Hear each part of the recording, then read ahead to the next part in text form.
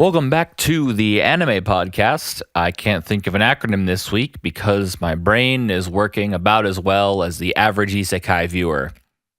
I'm Grenchler, and with me is the frozen fanatic, Whooper. I don't know what that means. I'm trying to think of different adjectives every time to describe the Pokemon Whooper, and this time I just relied on the fact that he can learn Ice Beam. Ice Punch. Ice Punch. He can probably learn Ice Beam too, can't he? Yeah, probably, now that I think about it. But that doesn't matter. Because this is episode 41. We're going to be covering episodes 2 and 3 of season 2 of One Punch Man, episodes 2 and 3 of the remake of Fruits Basket, and episode 2 of Carole Tuesday, along with 11 and 12 of Planetes. Indeed. And we're going to start off by talking about Fruits Basket. Your surprised number one pick from last week's season preview. Yeah. I'm going to stop eating these Reese's Pieces. That's probably a moderately good idea. Hashtag ad. Hashtag sponsor. Hashtag link in the description. So we're doing an anime podcast, huh? Fruits Basket. I took I took my notes as I do. Right. And they got deleted for Fruits Basket. So I rewrote some stuff, but how'd they get deleted? I don't know. Did you forget to save it, or I guess I forgot to save it, but whatever. It doesn't matter. Anyway, I rewrote whatever was just like most fresh. Yeah, whatever was freshest, whatever I could recall. Yeah, and I thought they were pretty good. I thought these episodes were pretty good. I think so too. I didn't think either of them was particularly stronger than the other. They both had a lot to do with each other. Kind of, because a lot of it just focused on the relationship between the rat and the cat. Yeah, Yuki and Kyo. Yeah, I legitimately just wrote down rat and cat every time I referred to them. That works because they're so closely linked to their zodiac animals. Because they literally are. Well, no, I don't think so. I don't think they're like literally the animals from the zodiac. They just the spirits. I mean, they literally turn into animals. Oh yeah, yeah. But it's not as though like Yuki himself is a rat and the human that you see is just a disguise. From what I understand, from what I'm gathering, not having read the manga or seen the original, they're like inhabited by spirits, right? But they're also still human beings. Yeah. So it's not as though he is a rat, but he is the rat in the context of this show. I wonder if there's like some contrived explanation as to why when they're hugged by a woman, they turn into their spirit animal. Yeah, there must be. Like, is that supposed to be symbolism for an erection or something? Like, well, I mean, are we supposed to first gather of all, from it's a this? plot device to keep her from like immediately falling into bed with one of them because you can't embrace any of them. Yeah, that'd be bestiality. I mean, maybe it's bestiality regardless, even though they are human, as we just discussed. I don't know. It's Japan. Why are we talking about this? I don't know, because that's Fruits Basket and we're people anyways. I mean, mostly I think it's a plot device. But there was some dialogue in, I can't remember which one, 2 or 3, but like the family head, whose name is 2. Akito. Yeah.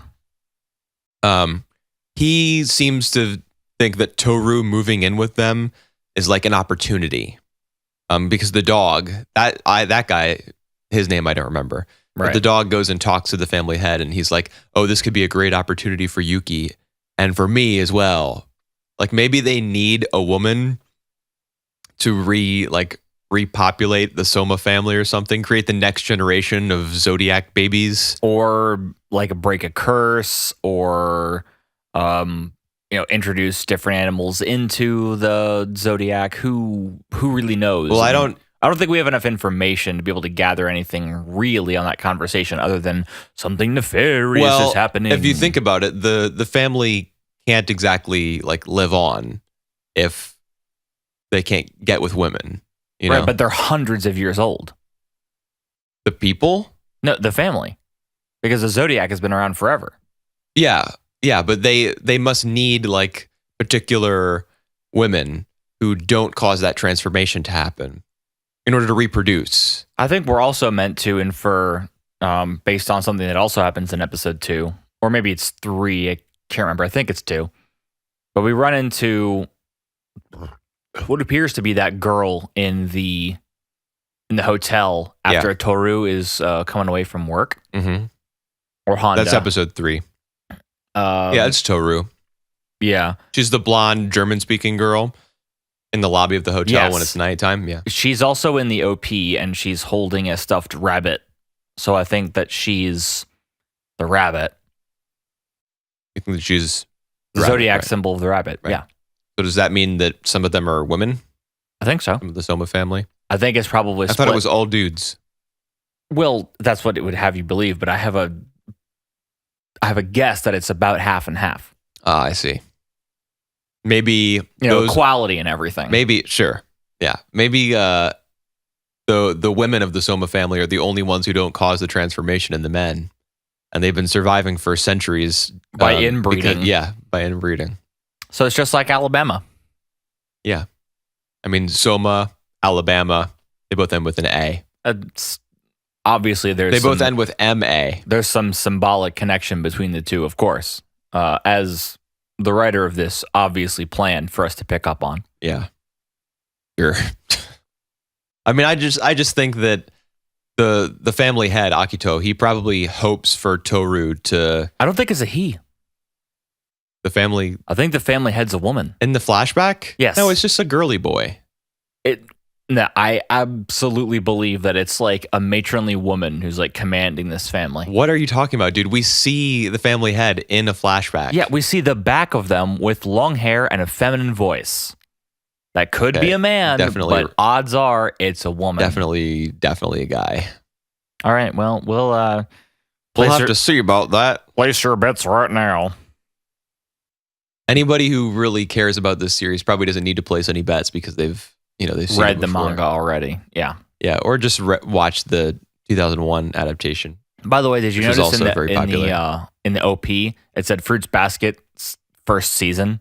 Yeah. As in they've planned like several already, which would explain the production value. Why? What's wrong with the production? It's serviceable for the story, and it doesn't, I think, detract from the story, but it's not top tier animation by any stretch of the imagination. Better than One Punch Man. That is categorically false, and I will better than this season of One Punch Man. I will legitimately explain to you why when we get to that show. All right. Because I took notes on it specifically. Cool. But I really liked how they didn't compress the entire rivalry between the cat and the rat into one episode. In fact, of course not. So far it's spanned 3. Yeah, well, I mean, I think they're the two main love interests for Toru. And there's going to be like a love triangle between them. So of course their rivalry is going to be stretched out over, dozens of episodes probably. But think how many other harem style anime which this essentially is going to become with 12 characters and a girl living in a house. I think that half of them will be female. You're not sure. Generally speaking, they're super quick to introduce tons of new characters, and I guess if they're planning for more than one season already, that they would take a slower pace. But I enjoyed the extra character development between the two. I like the conversation between when Yuki was a rat on the bridge and Toru was walking along with him. I actually thought I wasn't as into that. Like the contrast between Yuki and Kyo, the fact that like Yuki wants to escape the Soma clan, whereas Kyo wants to join it. I thought they did a good enough job of highlighting that in episode 2. And then in episode 3, they just make it totally obvious. Yeah, that conversation on the bridge. They literally talk it out, essentially. Yeah, with Yuki being like completely aware of everything that Kyo is feeling and the way their situations are kind of reversed and stuff. Like we could have already gotten that from the previous episode. We didn't need it to be spelled out. I think if they're going on a literal adaptation from the manga, then it's possible that maybe this conversation never happened, but this was an internal dialogue and they wanted a way to to explain it, or to speak the words that were in the chapter, just as a way that was digestible for people who are watching it. So they might have invented this scene. I digested it just fine in episode 2. Yes, I understood it just as well as you did, but just because I'm able to pick up, or you and I, or a lot of people are able to pick up on those cues, doesn't mean everyone else is. Well, they just wanted to bring Toru in on it, I think. That was the purpose of that scene. And I think that scene served its purpose, and I think it was like an inoffensive 2 or 3 minutes. I think it was okay. I didn't think it was Gucci, my man. You didn't think it was Prada? It wasn't Chanel? No. It was what's the Japanese knockoff of one of those? I don't know. Well, whatever it is, that's what it was. In America, if you're looking at a fake Rolex, our shared mother has a obviously shared because we're brothers, but our mom has they're brothers in mix and they don't share a mother. 2 brothers. Our mom has a Rolex X. Okay. That she bought it's a fake Rolex. It just has an extra X after it. So that's what this conversation was to me, a Rolex X.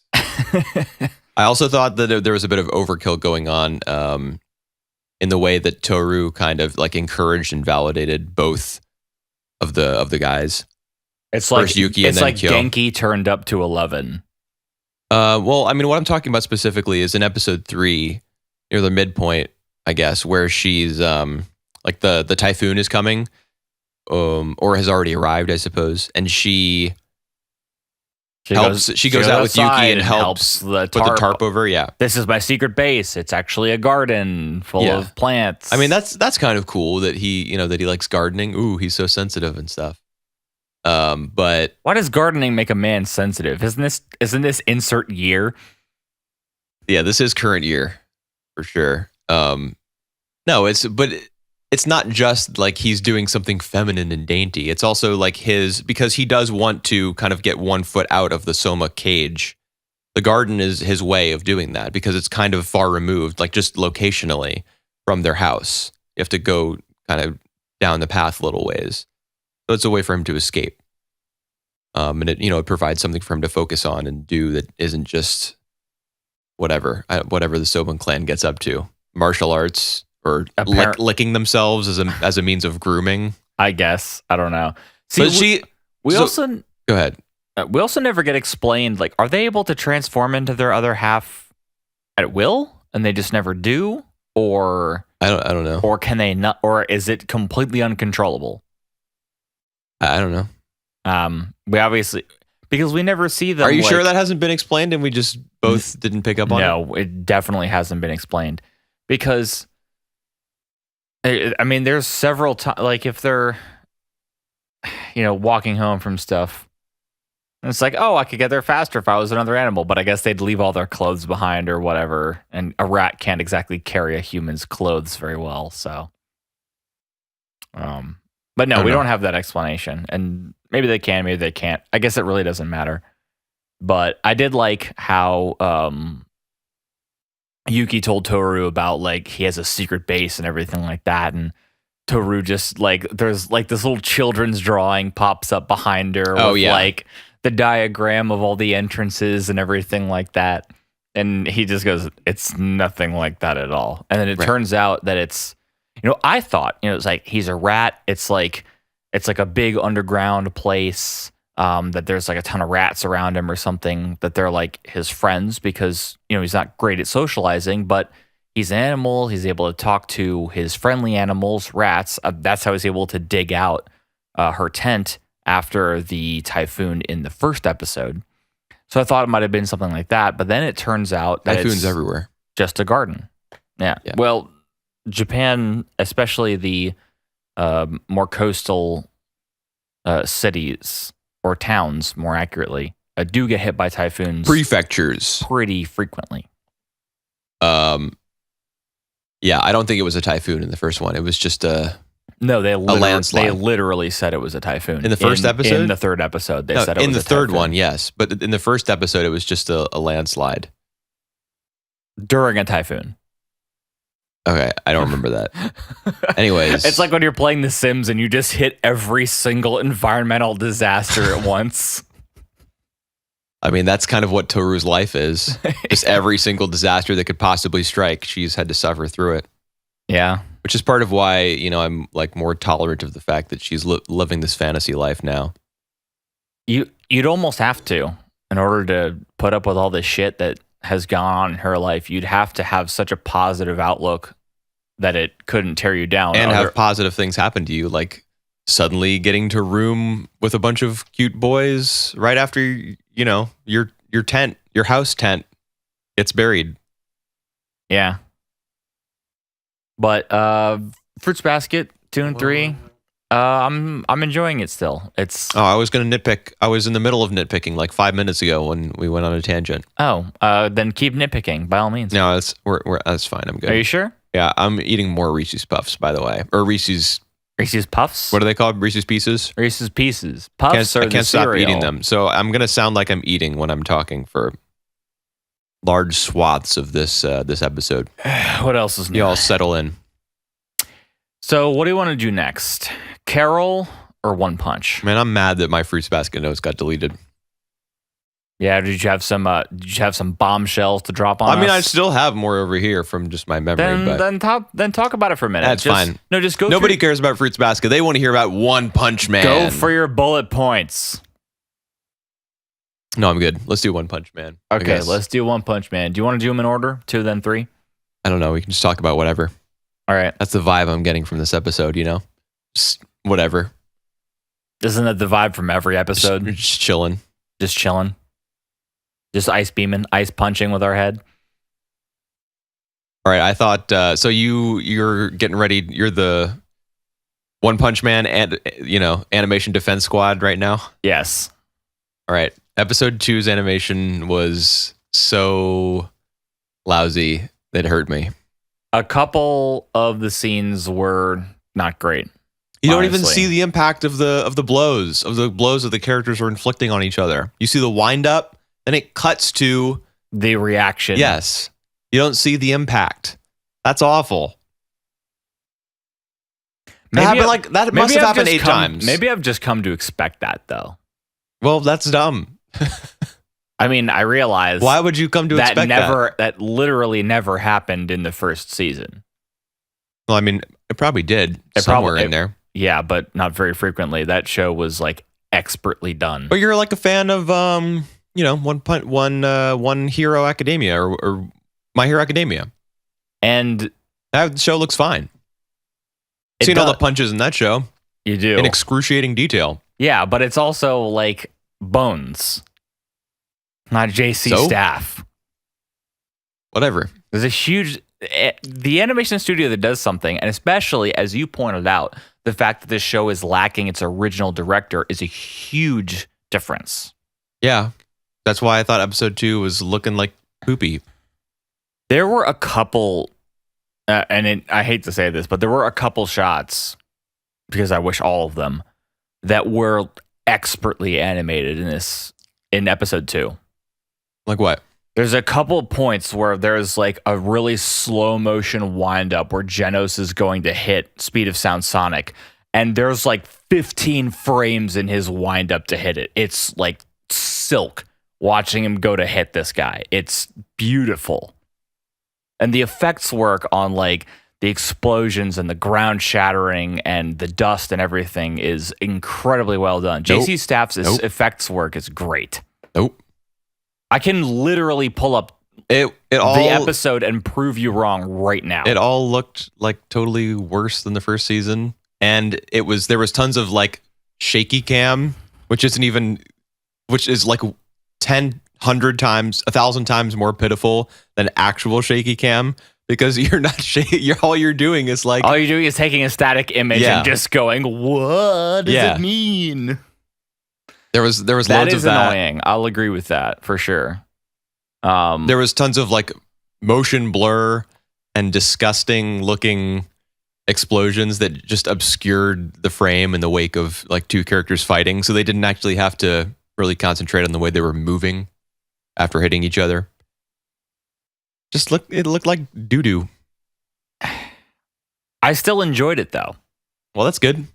I definitely agree that it looks episode 3 was way better. It looks on that front. It looks worse than the Madhouse version so far. So far. Well, think about it. Maybe like for the big climax fight, they brought back some of the legendary animators to work on the show.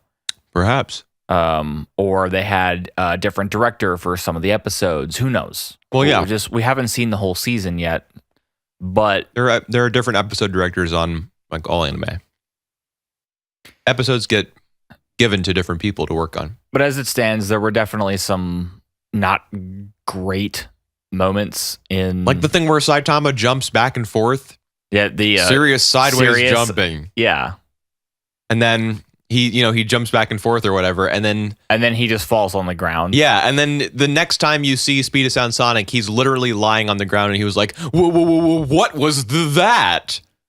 What are you talking about, dude? I mean, maybe that's supposed to be the joke. I mean, if it's so fast that no one else's eyes can see it. Yeah, but it felt so lame. Like the feeling you get when you watch it is, oh my god. The feeling you're supposed to get is from the fact that Saitama took anything seriously and does it in the first place. You don't need to see the impact. You just need to see the fact that he's trying for once.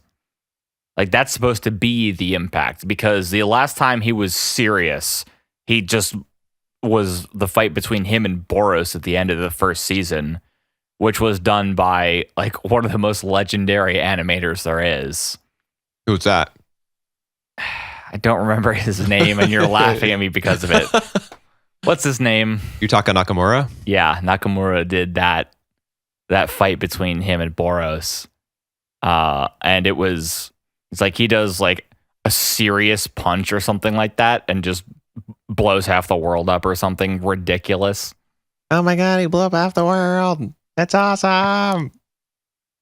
It is cool. It's a spectacle show, No, that's not what One Punch Man was supposed to be. It's supposed to be a satire. That's why I have some hope for what's going to come after these two episodes, because he's going to enter that tournament disguised as Charanko. Yeah.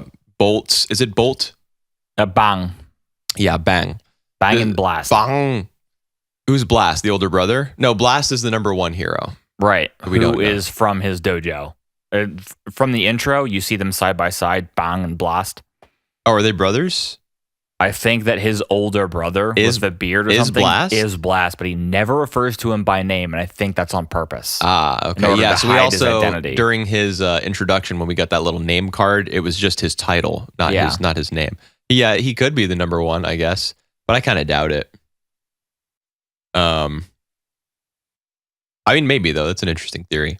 Anyway, the reason that I'm optimistic about like the show returning to its satirical roots, or just maybe I should say its roots as a parody rather than a satire, is because they're going to do a tournament arc, which is like the bread and butter of action fighting punching series. Yeah, it's the bread and butter of shonen. So finally, One Punch Man could get back to excuse me.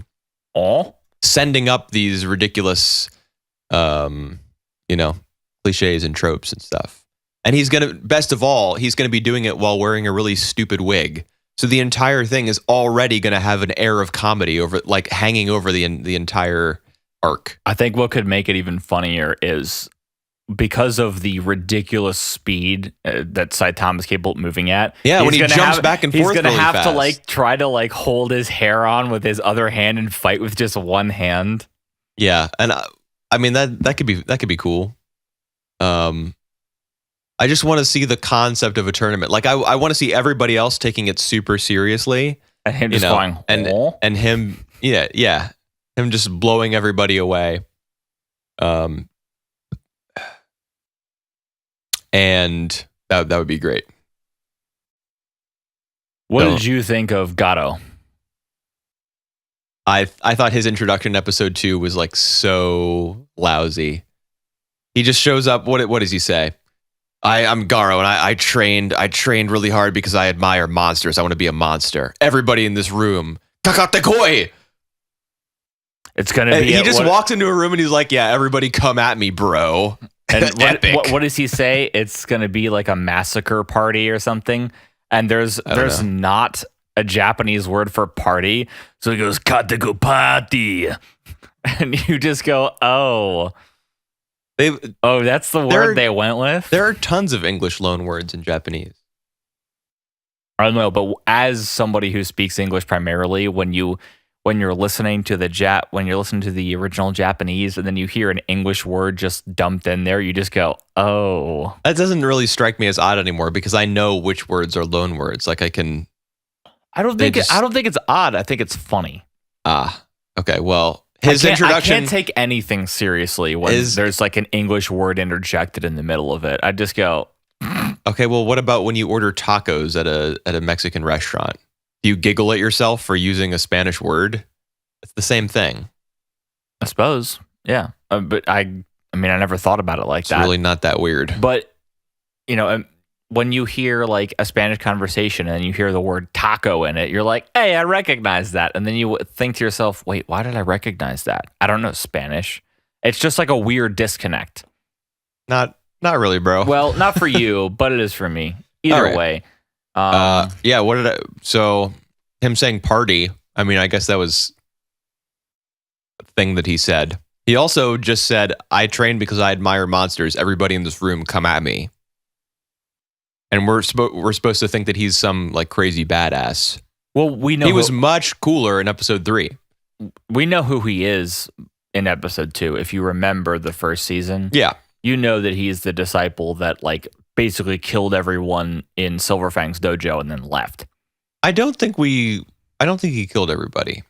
Everybody fled. He either they fled or they were killed, but Silverfang mentions it in the first season. Yeah, which I've watched very recently, just like you did. Yeah, I remember that. And Charanko, I think, is in the first season as well. Yeah, I think as like just like a tertiary character to like shout out a warning or something. Yeah, he gets introduced near the end when the aliens are invading, I think. Yeah, something like that. No, isn't it? Excuse me. When the meteor is coming down, and Bang is like, "Oh no, we can't stop it. The Earth is doomed." Right. That's when we're introduced to him, I think. Yeah, because he's like, I have to leave. It's like, no, master, don't go. And he's like, if I don't go and defend this, there will be no dojo left to defend. And then he leaves. Yeah, I think that's all we see of him. But he is introduced in the first season. You're right. So what did you think about Fubuki? Or Lady Blizzard, I should say. Blizzardo. Yeah. I'm going to call her Fubuki because that's her name. Right. And it is. Lady Blizzard is just... Or Hellish Blizzard. Like, give me a break.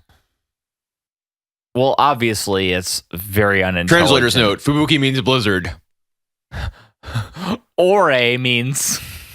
Ore means my. Or I, whatever. I thought everything with Fubuki was like pretty lame. Like the she's like the rookie like crusher. Haven't we already seen this concept in One Punch Man? Not directly. No. We saw. Yes, we have the guy with the ridiculous suit who's the martial artist. He's one of the proctors for the exam, the hero exam. And he's like, this is a process known as rookie crushing. Yeah, he literally says that. he does, but I feel like there's a different motivation between the two.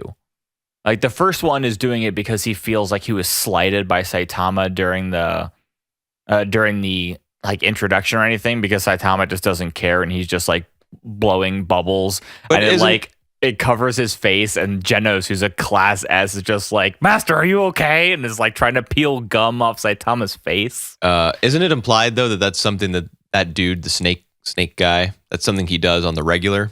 It is, but it isn't elaborated on beyond that.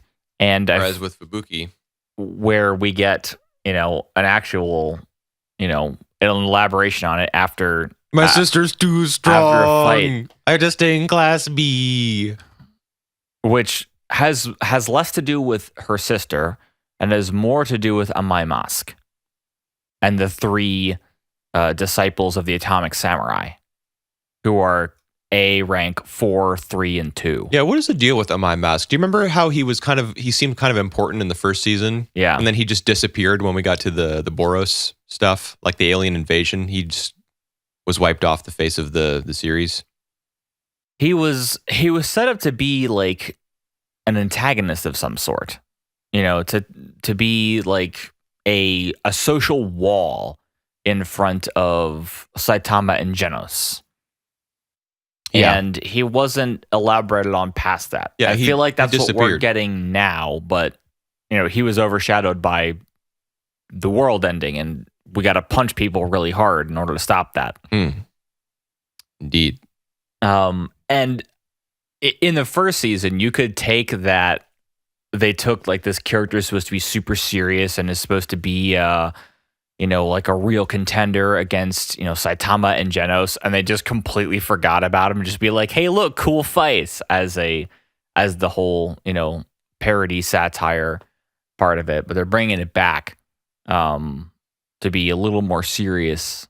Did you notice that when he was fighting against one of those aliens, there was like a metallic sound effect when he did that? He kind of like put his fingers down on his cheek and then made a fist. Yeah. And then you heard like, yeah, like he's a cyborg. As the sound of a shell ejecting out of a gun after it's been fired. Sure. I just know that I know the sound effects, so I pay attention a lot to the sound design in this show so far because it's been really good. There were 2 examples of it not being great in episode 2, where there were 2 like really big sound effects with Blizzard that just were hyper. Just put in a lot of bass. They were hyper. Just get they that were bass in there. So distorted. Like Anime loves doing that now. it was. You can thank JoJo's Bizarre Adventure for that. Unfortunately, well, okay, then fuck you, JoJo's Bizarre Adventure. I would rather have something intelligible. JoJo's is cool. At least the first 2 parts. Yeah. Other than that, the sound design in this. So what's the deal with the metallic sound? Is A.N.I.M E a cyborg? Could he be the cyborg who killed Genos' family? Could he be the demon cyborg? No one knows because he does a 1-inch punch. Like that's something that's actually known. So you know how he puts his palm out like that and then hits like within essentially close to an inch. Yeah, but then you get him. that metallic sound effect. Yeah. I'm thinking that he's a cyborg. I'm thinking he could be the one who. Or it could just be a way to punch up a sound effect. The thing is, we don't know. They would have used that super bassy bone crunching sound if it had been a way to punch it up, because they love throwing that stock. I mean, why is he called A.N.I.M.E? Because he's handsome. I don't know. But mask implies that he's hiding something. Is he hiding the fact that he's a cyborg? I don't know. The hero names in this series are really terrible. I mean, as we learn when Saitama is given the hero name Bald Cape. Yeah. Which he predicts in the first season. Caped Baldy. Caped Baldy is what he says himself. And then he gets an even worse one, Bald Cape. Right. And Genos gets Demon Cyborg. Yeah. And there's also an S-class hero named like Metal Bat. And all the tank top guys are just tank top blank. Whatever. Tank top vegetarian, tank top tiger. All the hero names in the series are shitty. Yeah. Well, Blizzard isn't terrible. King's not the worst. Atomic Samurai is King. That's just his name, isn't pretty it? Cool. Isn't that just his name? No, that's his hero name. It's not his real name. Saitama just hasn't bothered to learn his real name. I saved over your game. Oh, that's okay. I thought it was really funny how at the start of episode 3, immediately Fubuki is hanging out at his house, and so what's his name? Chiranko shows up, and there's 2 S-class heroes at the top of B rank and Saitama just like chilling in his house. Rather than rather than like building up like, oh, I'm going to follow you and like, here's the reasons why and everything. It's just, nope, she's just there because he's a strong person and strong people follow him. There's nothing following it. We've talked about this for a while. Is there anything else you want to say about like episode 3 or 2 or anything? I remember you said specifically that episode 3 you thought had better animation than 2. Yeah, just all the Garo fight looked better. You know, he was jumping onto like walls and then kind of pouncing off of them. That looked all right. Like throwing elbows at people, using his like water flowing over rocks. It was like flowing water crushing rock. Yeah, something like that. Whatever his martial art is, looked all right. But there was also too much of that. Like, wow, he's so crazy, he's so powerful and such a badass. Like, I'm not into it. Also, one other thing I thought was interesting that they completely forgot about is Genos says to Saitama, hey, we know this guy from somewhere. And Saitama goes, oh, really? And then you see that whole fight scene as if it's supposed to be a flashback to how they learned how they met him, and they never met him. And Who are you talking about? They never explain it. Who are you talking about? The guy Garo? from the no, not Garo. Oh, Charanko. They say that, like, do you know this guy, Genos? Yeah, it's Charanko. We met him. It's like we met him earlier, and he's like, "Oh yeah, you're right." And then you never see the meeting. They did meet in the first season. Oh well, yeah, they did, but it was almost framed as if it was almost framed as if it was a flashback, though. I didn't get that feeling at all. I did. I did obviously find the haha lol comedy in Saitama's trying to buy that wig to go to the contest, and Garo, and he says, hey man, you're in my way, because he's trying to look at the wig, and Garo's standing in his way. Garo's like, this must be a low level hero. I'll crush him instantly. And he hits Saitama so hard that it cracks the ground under him, and Saitama just goes, you fucking what, mate? And just like slaps him on the shoulder and just blacks him out and just buys his wig and leaves because he has no idea who he is. Yeah. I'm ready for Garo to get left behind. Like, I wonder, is that supposed to be the end of that arc? That would be hilarious if it was.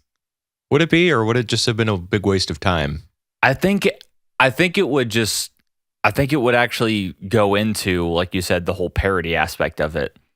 Like they've built up this big bad evil person, and then our main hero just literally accidentally like hits him on the shoulder through a chance encounter and beats him. I mean, I guess I could see how that could be funny, but it would also be pretty disappointing.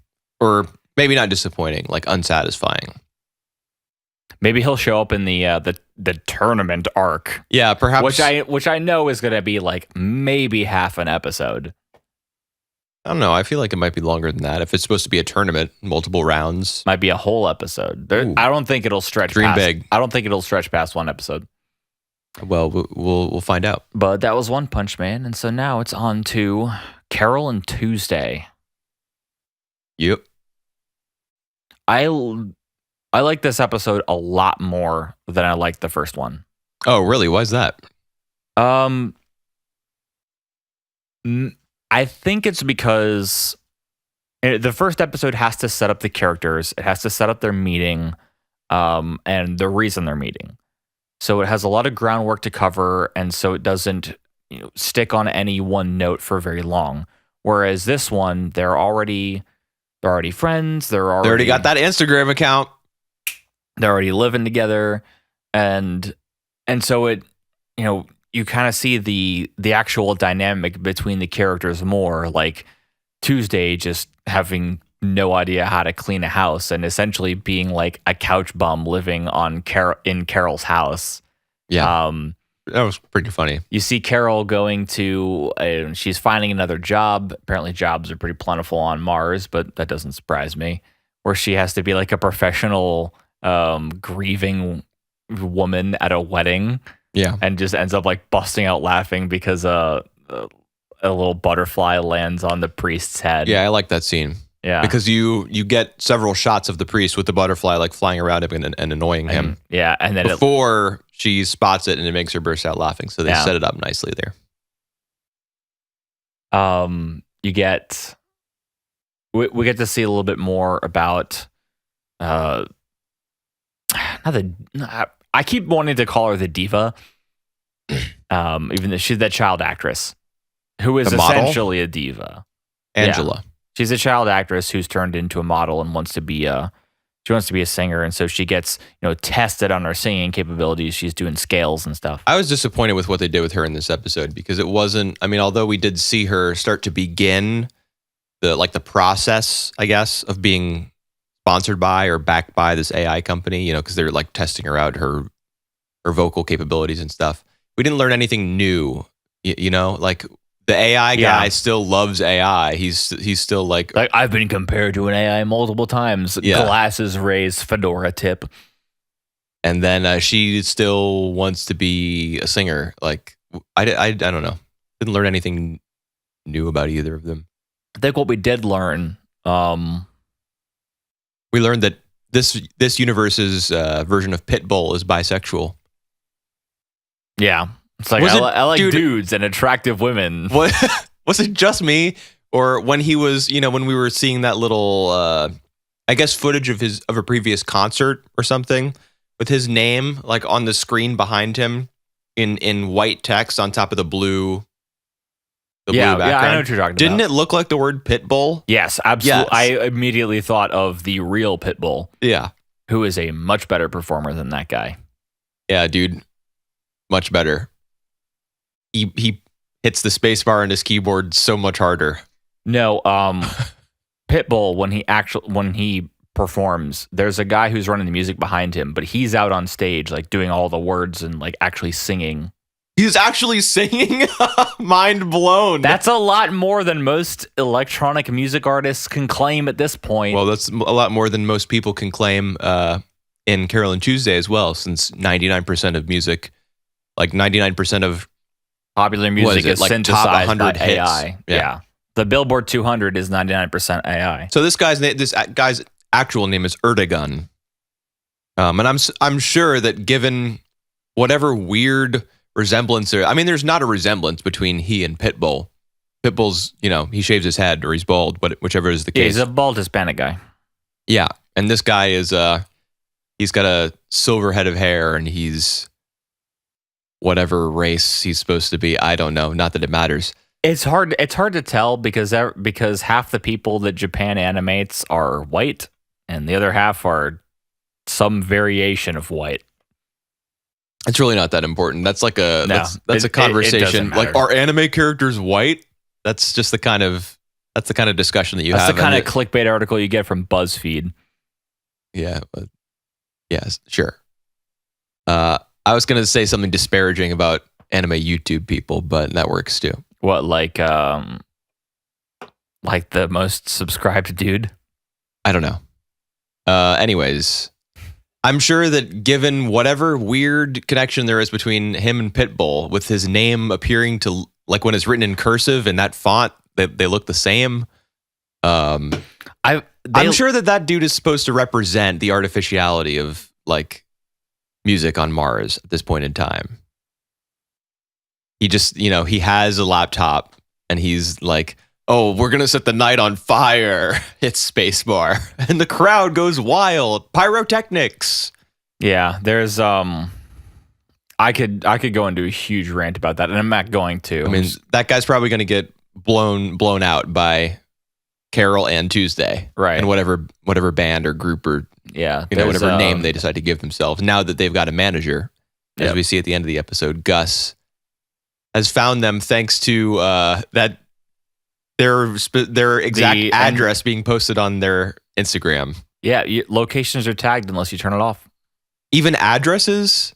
Addresses, no, but you will literally get a map. Right. So unless you turn off like location stuff on Instagram, who knows? Maybe in the future it's even more precise. Yeah, I mean, probably so. That's possible.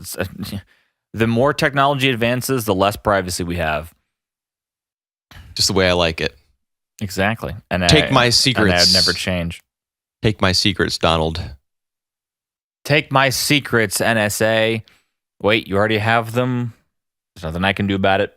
So the sound Buck engineer bees. who films that performance. Oh, here's a question that I'm not sure about. The hall that they were performing in, is that the hall from the intro? Yes. To every episode? Absolutely. Okay, yeah, I thought so.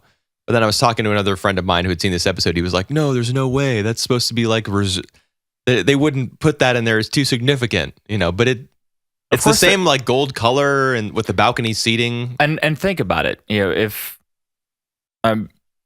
for those of you who have been to any sort of electronic music show, you know I have. You know that this isn't your typical venue. This looks like a theater. Yeah. You know, this looks like a place you go see like a cool play. Something classy. Yeah. That, like the Book of Mormon. Yeah. But it doesn't look like your average venue for like an EDM show, which is essentially a stage with enough room for lights that can blind half the world, and then a giant flat ground for people to consume a shitload of drugs and attempt to do illegal things to each other within the cover of darkness. This does not look like that. Is anybody else super horny right now? Oh, fuck yeah, boy. Yeah, I'm pretty sure that it's the same thing. What's the same thing? That it's the same venue. Oh yeah. I'm assuming the CG on Carol's hands when she's playing the piano didn't bother you. I don't think that was CG, dude. I think that was rotoscoped.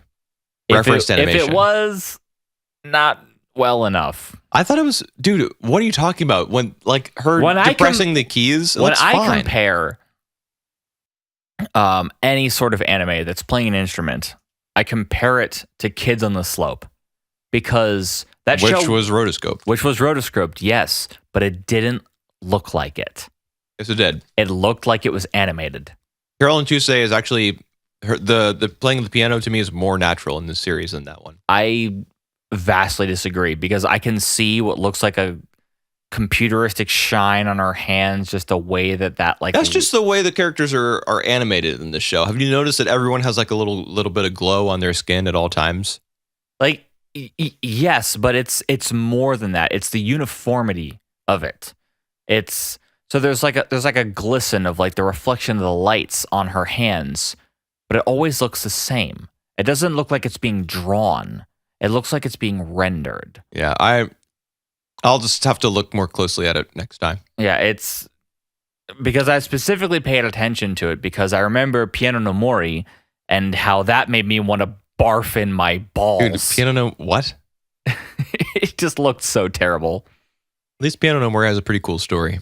And the people who played piano in that show were absolutely like phenomenal pianists.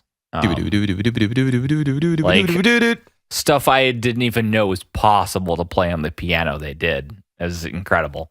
But the animation on that show was not fantastic. Well, that's in the past, man. Now we got Carole and Tuesday. And this show is definitely better, but I can see the remnants of it. Remnants of what? I can see the remnants of what Piano no Mori looked like. I can see the way the fingers move, the way the light reflects off the fingers. I think it looks fine. I will pay closer attention to it though for next week. Yeah. Either way, that's too small a detail to really talk about for more than we talked about it. I mean, especially because the performance is the cornerstone of the episode, but it's also a small part of it in terms of just length. Yeah. You know. Did you notice the music in the show? I noticed that the episode was called Born to Run, and the eye catch featured a vinyl, 7-inch of Born to Run by Bruce Springsteen. And it was the A and then the B side. There was not a single Springsteenian chord note to be found in any of the music that played. And I was mad because Born to Run is a really great album, and that's a really great track. It's one, they probably couldn't afford the rights. It probably cost more than the production. Well, but the rights to that song or any of the chord structures to it would have cost more than this show's budget. Well, first of all, I doubt that's the case. In a Hollywood blockbuster, do you know what the average? Yeah, I know a lot of money goes towards the music. Do you know how much though? Like lots of money. Give me a guess. Animation is expensive as well. It wouldn't have eaten up the entire, sum of money that's been set aside for the series. Fuck Hollywood. Doesn't matter. There was a report. A Queen song was used in a Hollywood film, and the cost to license it for that film was $750,000, which is about the budget of most anime. Citation needed.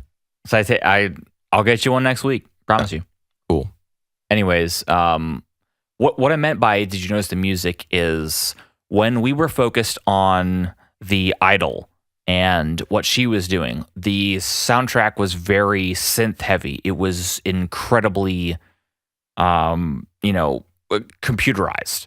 Yeah. But when we were focused on Carole and Tuesday, and it's like do do do do do. It was all it was humanized. It was what's human music. I like it. I like the contrast between the two. I thought it was done with purpose, and I thought it was done well. All right. Well, that's good. Personally, I just didn't get anything from Angela's scenes in this episode. So I didn't get much from it either, but I got the music change, and that deserves something. You could have used the same type of score for that, but they didn't, and they did it for a purpose, and I respect and admire the purpose. I respect that. I do. Yeah. Do you have anything else to say about the Carole music is Tuesday? important. It's music driven series. So yes. What do you think about the performance on stage? It's fine. I thought it was great. The lyrics make a part of me shrivel up when I hear them. When was the last time you listened to Top 40, my boy? I don't know, just Billie Eilish's new record count? Considering I don't know who that is, probably. Yeah, so that would be like 2 days ago. Yeah. In any case, if you think it was nice that the lyrics had changed a little bit and the song became a little more fleshed out. In comparison to the rougher, like more kind of getting to know you vibe of whatever they put together in the jam session at the end of the first episode. Which I like how there's a progression between it, like they've been playing together more. Yeah. And so they have, more of a repertoire. Indeed, repertoire of one song. Yeah, I agree. The song sounds like it's been worked on a little bit, polished up. So that's nice. I like how the piano is shaped like a rocket ship. I didn't notice that at all. Really? That's pretty cool. It was cool. It would not make sense for a piano to be shaped like that. In terms of acoustics. Yeah. In terms of acoustics or string lengths. Because, so the reason that a piano starts really long and then gets short from left to right is because you need a really long string to get a low note. Yeah. So you can't have one shaped like a rocket ship because then your low note is in the middle of the keyboard. And apparently, whoever designed that piano forgot how pianos work. Hey, don't you tell Carole what she can and can't do. She's a strong, independent. Either way, I like the way Whatever. it looked, but that's not how pianos work. I hope they know that. Anyways, I enjoyed this episode. I liked the relationship between Carole and Tuesday, how it developed. Hey, that's the name of the show. Hey, it is. It's almost like they couldn't think of an actual name, so they just named it after the characters. Beer crack. Thanks for getting beer all over my stuff. Don't worry, I'm just their producer. It's fine. All right. Let's move on. on to a show that's better than everything we watched this week. Well, is it? Was it in these two episodes? I think so. Let's talk about it. Yeah, let's talk about that series Planet is called Planet Ace. Yes. And we're attaching it to the end of this weekly podcast rather than putting it in its own, half an episode because I don't know. That way it'll be all in the same thing. And when the view count goes up, then it'll be like people care about Planet Ace. I can pretend that we anybody can pretend cares. That people like good television. Let's not get ahead of ourselves. Whoa, that's too much. So, we'll definitely go in order for this show. We'll talk about the episodes. So episode 12. Fuck off. No, we're definitely going to talk about episode 11 first. Because these are... one is serious. One is all about Fee needing to smoke some cigs. Right, which has serious undertones, but is definitely silly on top of it. In order to, I guess, make the more serious tones kind of lighthearted rather than just seeming like a drag the whole episode. But we'll talk about episode 11 first. So we see a man in a suit show up, and Hachi's just like, hey, that thing looks kind of cool, and doesn't really think anything of it. And then it turns out that it's a guy shopping around his new technology. Just be like, hey, does any company want to buy my stuff? Which, it seems like kind of a sales pitch. And then we see it get passed around to all the different divisions, and everyone's just like, lol, no. No one will touch it because they're afraid of what it would do to their corporate image. Right, because it doesn't look good. Yeah. And what if your corporate image gets it affects your bottom line. Right. So of your corporation. Right, which you work for. So you want to keep that as high as possible. Yeah. You don't want it to get damaged. Right, of course. It's an image of your corporation. Are we going to have like a serious discussion on capitalism on this podcast or something? What do you mean, serious discussion about capitalism? What in this episode, this extremely, political episode would possibly prompt us to talk about that? I mean, if you wanted to talk about anything more than capitalism in this episode, you would talk about like the overreach of a nationalized form of government. INTO and their use of the OSA. Yeah. As they invaded essentially what would Eltanica. Yeah, Eltanica. What is... They're trying to kind of show it as like a second or third world country. Yeah. It's a developing country. Yeah. And that's why, like, Tamara, the guy who's shopping that spacesuit around, the way forward that he sees for his country is technology. Getting involved getting involved in what the world is currently doing. Right. And he's right. That's the best way to. Yeah, to but do unfortunately, anything. he can't because he has to go home because the space police said so. Yeah, because N2 has decided that we don't get the deeper politics in this, but N2 has invaded their country and has essentially declared them like combatants of war. So, well, they've been at war with themselves. That's something that Claire, she says, why did you go back? His family escaped to China, or I don't know if escaped is the right word, but his family left. Yeah, they left. They went to China. That's where he got his education. He got his degree, and then he came home. And so when she hears about that, she being, El Tanakan, or whatever the adjective is, right? She's like, why would you go back? There's economic sanctions against Eltanica. There's constant infighting. There's war going on there. And he's like, because that's the only way to fix that. Yeah. He says that's exactly why I went home, because of those problems. I thought it was a good episode for Claire because she's confronted with someone from her home country who he seems to be much more I don't know what's the word, loyal to his he seems to care more about where he came from, right, than just wanting to escape it. Yeah, he didn't just go head up into space and leave everything behind. And so she's confronted by that, and she asks him, like, do you think that does it seem to you as though I just ran away? And I think the answer that he gives her is quite lovely at the end of the episode. Like, no, you didn't. I don't think I wrote it down specifically. You didn't run away. You aimed as high as you could, and now that you're here, you ought to stay here as an example for us. Stay here as a goal for us to reach again one day. Something for us to look up at the stars. Yeah, he asks her to shine like a star where they can see her. Yeah. I do appreciate, that her character was made a little bit more relevant for this episode. And a little more human as well. Because she's always seemed like this, this distant, kind of cold-hearted, not cold-hearted, but just very calculating. calculating and cold-hearted do kind of go hand in hand for most people. She's not cold-hearted. She's just she wants to move up the same way that Dolph does. Right, which is usually seen as like calculating and cold-hearted. No, cold-heartedness has to do with like being like she thinks entirely about the bottom line. She doesn't think about other people. That's calculation. Right, but that's also cold-hearted. I don't think when so. You don't think about the people, you just think about the numbers. Because computers, although they run very hot, are cold. They don't have hearts. They don't have hearts. They don't beat.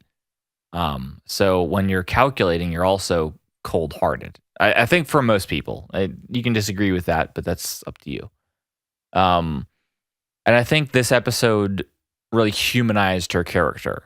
You know, we've always seen her as, you know, the swan. Her feet are paddling fiercely beneath it to keep herself afloat. She's doing everything she can to help Dolph rise and to rise with him. Yeah. And this is the one time that she, you know, we see back to her heritage. We see back to where she came from, and she almost jeopardizes her position in order to keep this man safe from Into. Yeah, I thought it was pretty quick, the excuse that she came up with not to hand him over to OSA, that his vital functions were part of the test. They were part of the test, and they were therefore corporate property.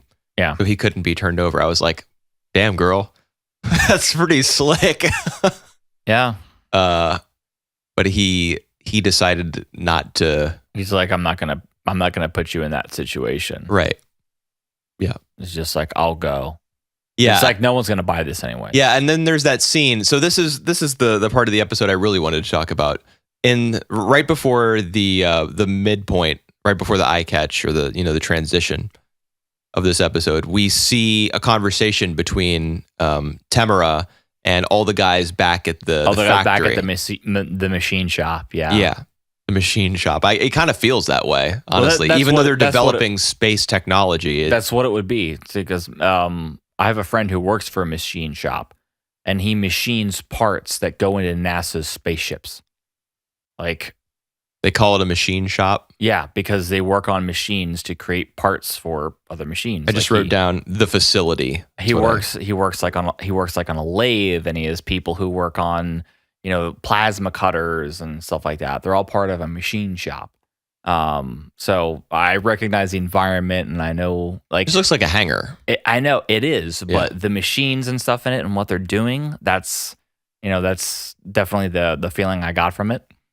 Right. And it's people who are like, those are probably the most skilled people in their region that can do that kind of work. Right. That are working on this in order to get their company, their community, their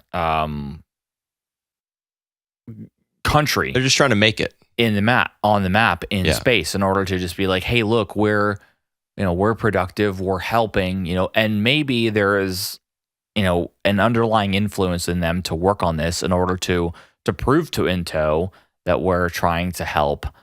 We're trying to help the better part of humanity because we're developing spacesuits for everybody. Right. But it should be noted that there are armed guards outside the door. We see a couple guys with guns. Yeah, we see them with like M16s and stuff, which they wouldn't have in South Africa. But that they weren't matter. In South Africa, South America. They were in South America? Yes. Then they'd have M16s. Okay. Sure.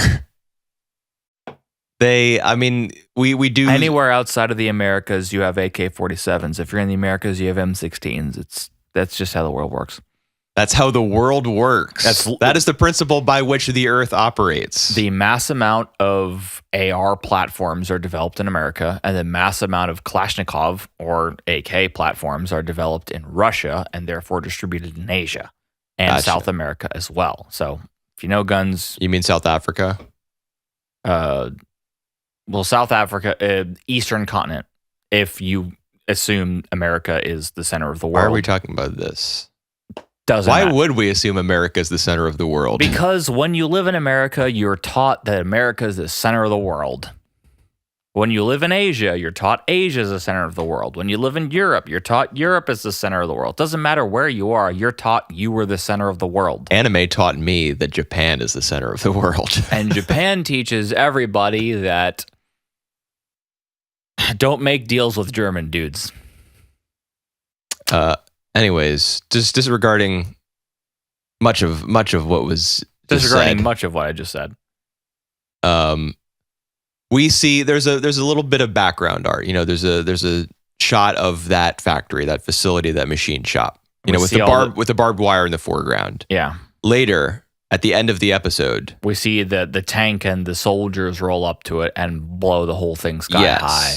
So whose tank was it? Was it Into's or was it like an opposing faction? No, it was Into. Okay. So are we meant to assume then that INTO is like trying to regulate which nations are allowed to participate in like the space tech race?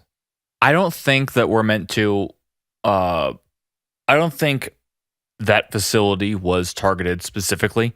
I think we're meant to see that Into, however you want to pronounce it, is fighting a technologically inferior country and obviously dominating it. And so we're seeing a target that we have a connection with because of the episode. You know, we have a connection with the people in the machine shop and the guy who's up in space. So we'll feel more if they'd showed Into blowing up like a random building or whatever, we would have just been like, oh, that's terrible. But if we see them blow up something we have an investment in, because we have an investment in the character in space and the technology that's created and all the guys who crowded around the screen and we're super happy that their tests were going well. Yeah. We care more about the ground war that's being fought. And there's a very specific line that he says in that episode. And Tamara says in space, and he says, I can't see any borders from up here. Right. And that really struck a chord with me. I thought that was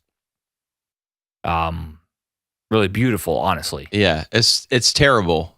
The fact that as it's zooming back out, you see the mushroom cloud of the building exploding, and it zooms further out, and then you can't see it. And anymore. then you see it start to swim because he's like up in space. He's crying. Yeah, because he feels.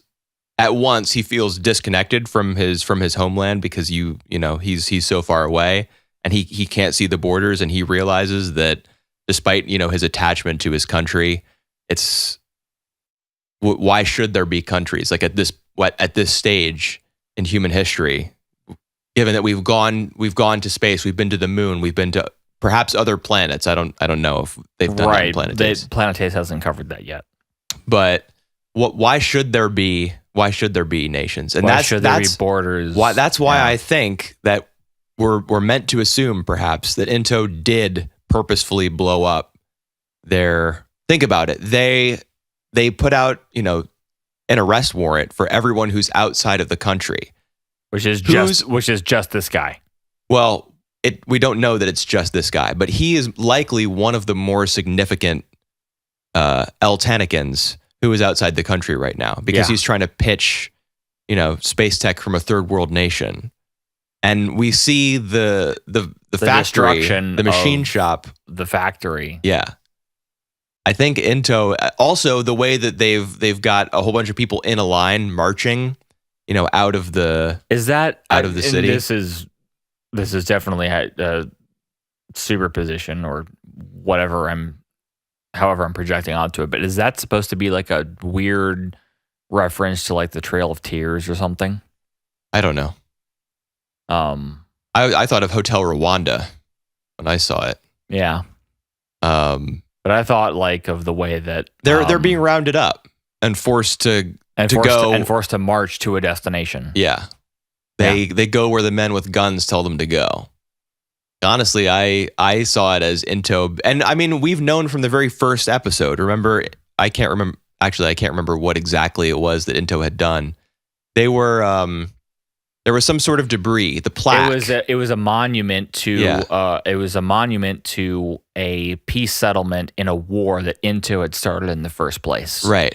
With a nation that we caught a glimpse of. And what was the skin color of the people who were living there? It was black. Yeah, it was not non-white. Yeah. And it was, they like lived in shacks, and all the floors and the roads were dirt and everything like that. Yeah, and they broke their promise, because on that plaque, that memorial or whatever, they said, it's over now. We've declared peace. We've done it. But that's not what had happened. Yeah. So I kind of think that we're meant to infer that Into is like totally corrupt. And I think that's what's behind their war is economic motives. I think that's a theme behind a lot of space-based actions or dramas or whatever it is. Even so far as if you go into the books of the Halo universe, you think, oh, Halo is about Master Chief and killing all the aliens. But if you read video games. If you read the books, there's one like is there lore? There's one unifying presence, like the UNSC, but there's a rebel faction who's fighting against them for like the corruption and the injustices that they've imposed upon other people. So this is when you have like the whole world comes together as one government, there's going to be problems and issues and oppression, and it's a huge array of issues for anyone place to tackle it. And I think this series so far has done a good job of talking about it in doses that aren't overwhelming or unwelcome, if that makes sense, because it's difficult. In other words, episodes.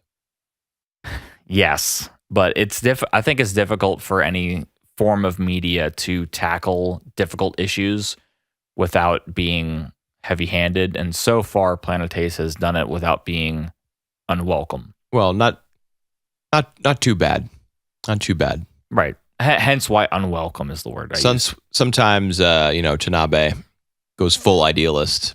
Yep. And insists that love will save everyone. That's a little crazy. Love will save the day.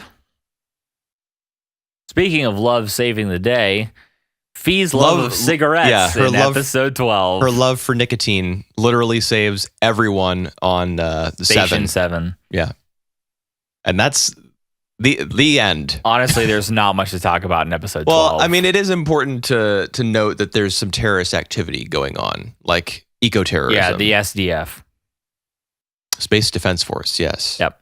People who believe that humanity never should have gone into space and want to get them out of space. Right. Their plan, I thought it was totally far-fetched. Their plan to it was, what did Hachi call it? The Kessler effect, where debris smacks into other debris, which causes thousands of other pieces of debris to get kind of jettisoned in different directions. Yeah. Which will then hit other debris and, make a giant debris cloud that will cut off the Earth from the rest of space. I was like, hello? This can't be real. That is real. Is Google that real? The Kessler effect. Is that a real thing? I'm completely serious. Google the Kessler effect. Is that what people are theorizing is going to happen in the future as we, send more and more stuff into space, or as we perhaps, send more and more people to the moon commercially, for example, and we start creating these satellites that are going to be orbiting the Earth? Is that our fate? We're going to be eventually cut off from the rest of space? Is Planet Ace just real life? Are we going to have debris, guys? If we don't keep up with debris coming out of space, then yes, we will literally never be able to escape the atmosphere again. Damn. Some real shit. Because if there's enough debris, there will be no safe exit strategy. Right. A rocket takes time to get out of Earth. And if debris is flying that quickly and there's that much of it, there's no safe trajectory anymore. And you can... Unless we create debris shields that will just be able to kind of push it all off to the side as we'll think of something, right? We won't literally be trapped on Earth. Yeah. Or forbidden from going back. The thing that humans have always been able to do is if our back's against the wall, we will find a solution. Yeah. If we put our own backs against the wall by polluting and destroying stuff, then we'll figure out a way to circumvent that problem.